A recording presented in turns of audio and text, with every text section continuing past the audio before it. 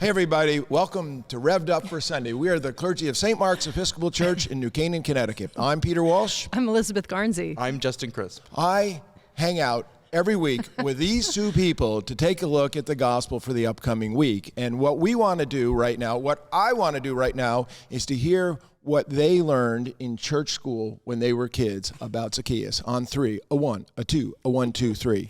Zacchaeus was a wee little man, and a wee little man was he. He crawled up in a sycamore tree, for the Lord he wanted to see. And he said, Zacchaeus, you come down. Okay, there it is. For I'm going to your house today. Oh, she still got more. I thought we were all done. I don't know what I was learning in CCD in Del Mar, New York, but it certainly wasn't that here. It clearly didn't stick for me. It didn't. Oh, there's been issues, Justin, but now let's go to the scriptures.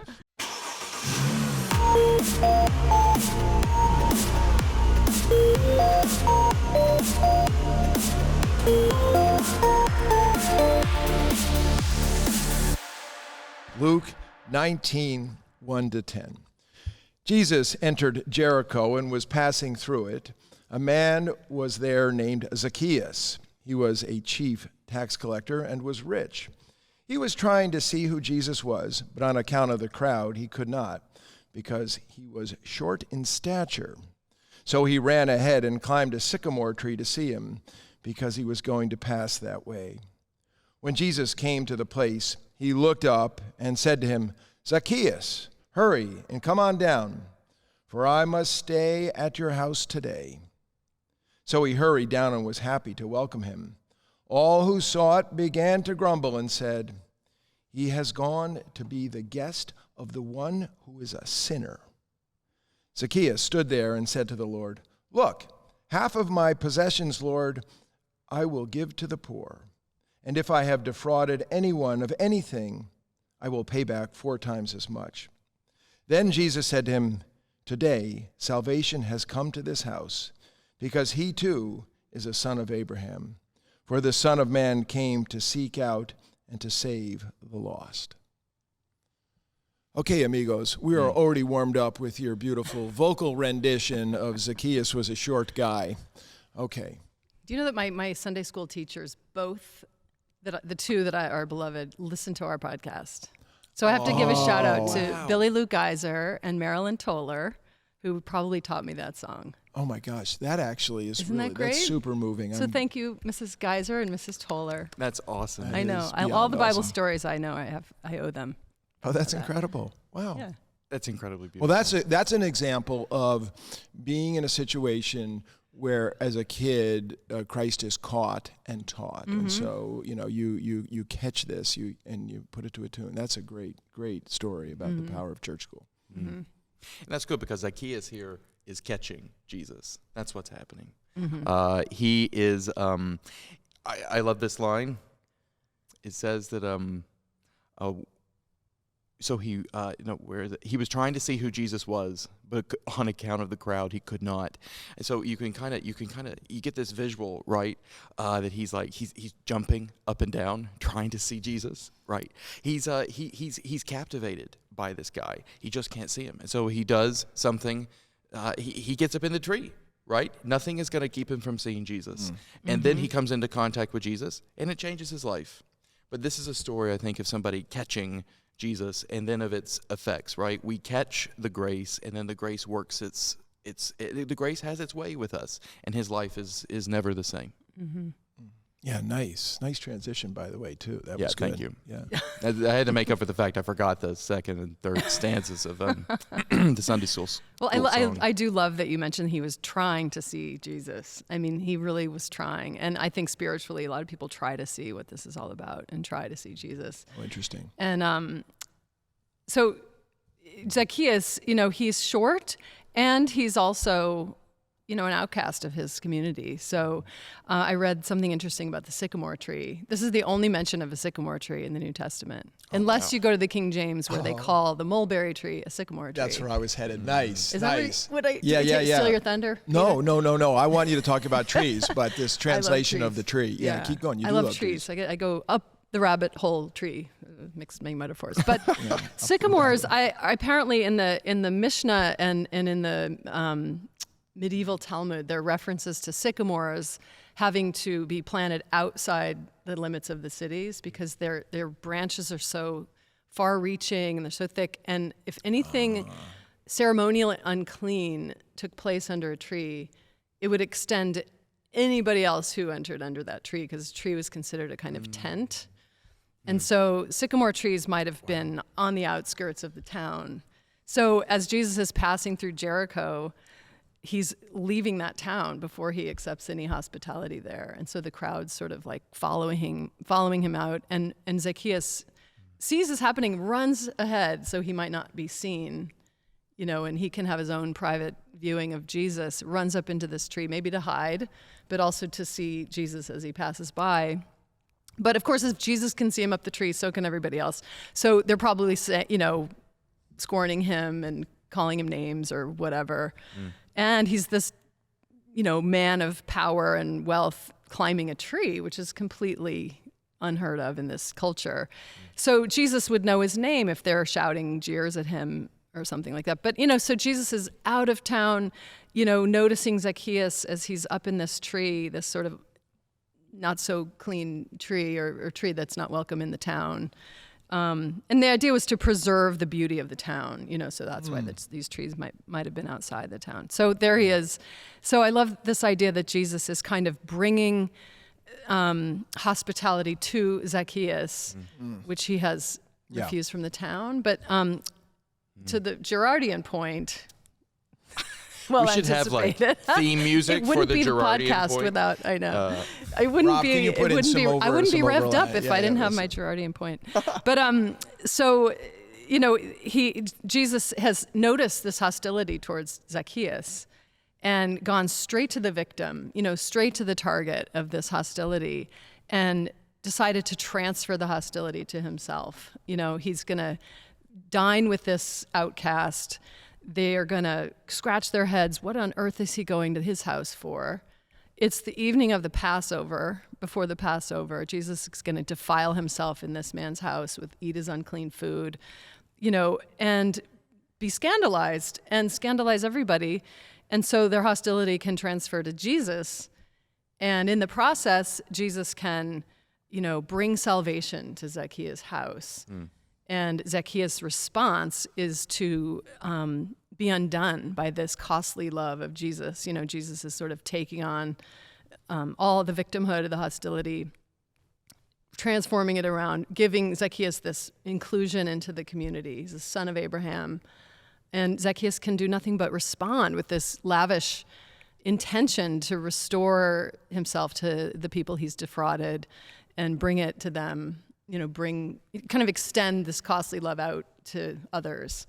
So, Jesus has this incredible way of turning everything around where he can he doesn't have to create a victim to become a victim and restore the victim.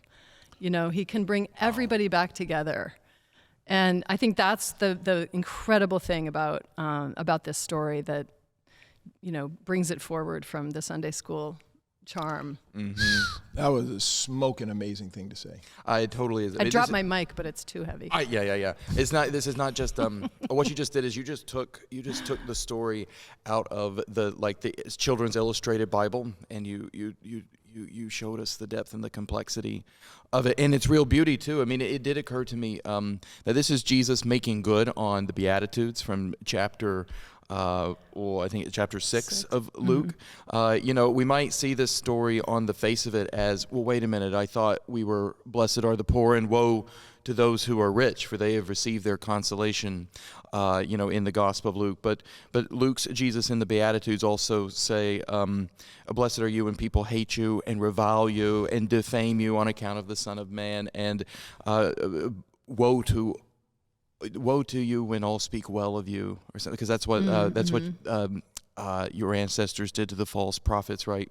And so here is somebody who is defamed, who's reviled, and so on. And Jesus is a keeper of promises and is the fulfillment of God's promises, going back to his first sermon in the synagogue at Nazareth, which kicks off his public ministry, right, where he's quoting from Isaiah 61, I have been anointed to proclaim the year of the Lord's favor, and so on and so forth. Jesus is the fulfillment of God's promises, and then Jesus is also a maker and a keeper of promises in the Gospel of Luke, and this is one of them. Mm-hmm. This is him fulfilling that promise. When you are reviled and thought less well of, blessed are you, and blessed are you because of me. Yeah, more to come on that as our next podcast, to set up the next podcast, is going to be All Saints Day podcast with the Lucan Beatitudes piece, which is coming for the following week. Also, Justin, beautifully followed upon Elizabeth's insights, it seems to me that what we have in this story is not only the genius of Jesus, but we have the genius of Luke. Luke, right in the beginning, Dear Theophilus, and he lays out an ordered account of the life of Jesus. And now we're coming to the end of that travel log, and Justin, before we started this, was anticipating what we were all going to say, and I promised I wouldn't say a thing about Jericho because I've been to Jericho a bunch of times. Shout out to Eod, who's got the house in Jericho. But he's going to go from Jericho to Bethany, and then he's going to go to Jerusalem. So we are really we're really coming to the end of the journey. And also shout out to you about the tree stuff. That was really interesting about the roots of the tree.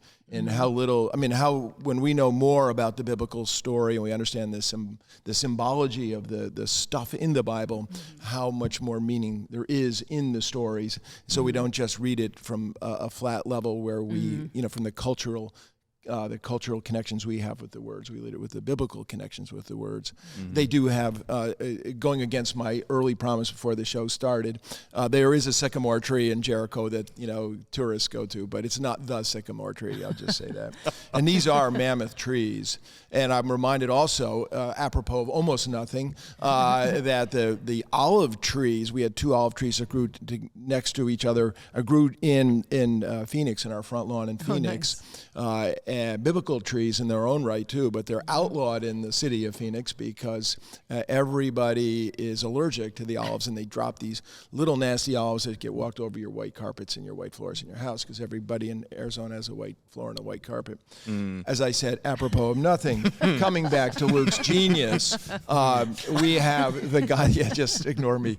We have the Gospel of the Lost, right? And this is chapter 15. Yes, that's right. Lived out. The prodigal son who's lost, the lost coin, everything's lost, and Jesus' statement that he came, he came for the lost. And I think one of the cool things about coming for the lost here is that Jesus says to Zacchaeus, I must stay at your house. Not like, hey, Zacchaeus, I'm hungry or I need a place to lay my head. I must stay at your house, as though he's the one seeking Zacchaeus. He knows Zacchaeus' name. And he has entered Jericho, right, with the blind beggar at the gate. We had another story who couldn't see, and with Bartimaeus. Bartimaeus couldn't see and yet knew everything, right? And all the other people who could see didn't know anything. And now we have another guy who can't see, and is seeking to see and to know. And so these stories, I believe, are not by accident. They're both in Jericho. They're both sight stories, and they're both conversion stories. And I might add also that as Jesus moves from the north in the Galilee and comes down to Jericho and takes a left and heads up to Bethany, in the Mount of Olives into Jerusalem, the crowd grows and grows and grows. And the opposition to Jesus grows and grows and grows and grows and grows. So, all this is here. This is the perfect story for its location in the drama. Right, and the blind beggar, he's like the oppressed person. And we have Zacchaeus here, who's been the oppressor of people. And Jesus has a place for both of them. Yeah, it's interesting because they're both outcasts, right? They're both outcasts. For different reasons. Yeah, for different reasons. And you'd think that this crowd would get away with their reviling of Zacchaeus because he really has done a lot of wrong things. Right. And Jesus might say, Zacchaeus, come down and own up to your sins, and then I'll bring salvation to your house, or these people are right in what they say, because they are, but he just doesn't take the time for that. And I love that, like the prodigal son's father, Jesus goes out to Zacchaeus to bring him home. Oh, yeah. You know? Oh, that's good. And You're right. There are so Another many echo parallels. there. Yeah. Nice. That's exactly right. That's my favorite thing about the story this time through, is that Jesus doesn't wait on Zacchaeus to repair his wrongdoing or to repent or to do anything. He doesn't wait on Zacchaeus to do anything before telling him, I must stay at your house. The way that Augustine puts it is that the Lord, who had already welcomed Zacchaeus in his heart, was now ready to be welcomed by him in his house. And there's something about the Lord's willingness to love Zacchaeus that loves Zacchaeus into the freedom to repair his past wrongdoing, right? So his good follows his being loved rather than the other way around. Zacchaeus' good or bad behavior is a precondition of absolutely nothing so far as Jesus is concerned. I mean, Jesus is going to make this invitation and say, I must stay at your house today. And you have to imagine Zacchaeus had the ability to say no. Zacchaeus does not, but I don't think that if Zacchaeus had said no, that Jesus would not have made the offer. And here we have a kind of dramatization in the narrative of the way that grace works, right? And I've been kind of, I've been bringing this up a lot in the last couple of podcasts because it's where I am in my own spiritual journey. This emphasis on the fact that that God's love is unconditional and that you and God are good regardless of whether or not you are good in the moral sense, right? And being good in the moral sense flows from the fact that you and God are already good in Jesus, that God already loves you and that you know this. There was one other thing that I was thinking about. Oh, I do think it's interesting here that he underlines a son of Abraham, because that is, as you were saying, Elizabeth, and you were underlining too, Peter, that is Jesus reincorporating Zacchaeus back into the community of Israel. Right? It's and it is in some way, I think, Jesus completing the reparation of Zacchaeus' past wrongdoing. So Zacchaeus here, I think it's interesting. He gives away half of his possessions. That's interesting. He keeps the other half. But Augustine, in the same sermon from which I was quoting, suggests actually that he keeps half of his possessions so that he'll have something to pay back these people with. 4 times or something like that. Yes, exactly. He pays them back with interest. That's what he's doing. He's giving alms, right? And he's doing what Jesus tells lots of people to do, and then he is addressing the effects of his exploitation of people, and that takes a massive step to reincorporate him into the community and to reconcile him to his community. But then Jesus completes it by reminding the community he too is a son of Abraham, right? Anyway, it is a beautiful moment of reconciliation. But the first step is that Jesus just loves this guy. That's the first step. And I think that's the step that makes everything else possible. I think it's the step that makes the whole Bible possible. So, and I think it's the thing that screws up all of our reasoning, is that divine love does not cotton to our rules, and then we don't cotton to the rules of divine love. I'm reminded, I'm going to touch on it in my sermon this Sunday. A great friend of mine and a person I admire beyond, Tom Fortner, who is who spent his whole life defending the undefensible and was a death row specialist in Mississippi for 25 or 30 years. And I was talking to him on the phone the other day, and he was talking about standing with people who did bad things. I mean, these people did bad things, and they murdered people and things like that. And he was talking about the love of mothers toward these people who did bad things. He said, the families suffer the pain too when a person does a terrible thing. He said, but the mother's love is ferocious. That's love that transcends reason, right? And the divine love transcends reason. And this is where, when we were talking in our previous podcast, religiosity can screw everything up, because religiosity that seeks to be holy-heartedness can turn out not to be. But Jesus has the holy heart to love, to seek all those who have been X'd out, whether or not it's the blind guy or the tax collector, who I don't know, I read this last night. Wait to hear this. This is the coolest thing. You know what the Greek says about tax collector? Calls him a tax farmer. Oh, That's actually what it means. Is that the coolest? And so this guy, he's just like farming money. He's farming money. Anyway, I don't know. I'm talking about olive trees in Phoenix and tax farmers. I don't have anything to say that's worth anything in this podcast. Oh my gosh. Somebody bring some knowledge to this thing Farming here. money, that's the best. Well, it's hard not to think about Bonhoeffer, with this costly grace. And I think sometimes that gets to be such a heavy calling, and you think you have to be Bonhoeffer to be able to live that out, someone who's willing to die for it and in prison and stuff like that. But in fact, when you mention it in context of the love of a mother for the urchin that their son has become, it's like, the costliness of that, it doesn't stay in the low place, and I thought you were going to talk about Jericho, and I'm trying not to. But I will. I got a lot to say about Jericho. Just one word about it, that it's supposedly the lowest place on planet Earth. It is. Right? It's down there. So Jesus descends into Jericho before he goes up to Jerusalem. And I like the idea that, he's already, this costly grace feels like the heaviest thing. And, I don't even like to talk about it in theology because it sounds like, no wonder we're not popular in the world, and, and no one can stomach that. But the outcome of it is the love that it costs.